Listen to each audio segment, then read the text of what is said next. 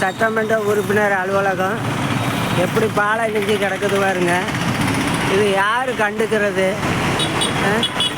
பாருங்க, பூட்டியாக கிடக்குது. அறிவிப்பு பலகை இருக்குது பாருங்கள். மக்கள் எல்லாம் சிந்திக்கணும். பாருங்கள் எவ்வளோ இடைஞ்சல் பாருங்கள். பைக்கெல்லாம் எப்படி நிறுத்தியிருக்காங்க. இது எப்போ நீக்கும் அப்படிங்கிற கருத்து இப்போ நான் கேட்குறேன். நான் ஓட்டு போட்ட பொதுமக்கள், என்னைக்கு தான் விடிவு காலம் வரும்? என்னைக்கு தான் நீக்குவீங்க? பாருங்கள், காவல் நிலையம் பாருங்கள், எந்த அலுவலகமும் செயல்படலை. மக்கள் புரிஞ்சுக்கிட்டு இதெல்லாம் நடைமுறைப்படுத்தணும். திருப்பூர் மாவட்ட காங்கேயத்தில் மிகப்பெரிய பிரார்த்தனை நடக்குது.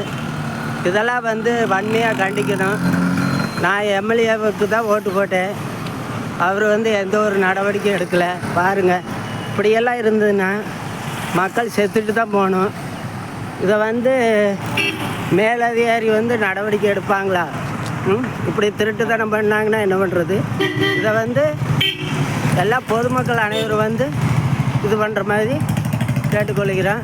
பாருங்கள், எத்தாப்படி இருக்குது பஸ் ஸ்டாண்டு. மக்களுக்கு சௌகரியமான சட்டமன்றம் பூட்டியே கிடக்குது. நடவடிக்கை எடுக்குமாறு கேட்டுக்கொள்கிறோம்.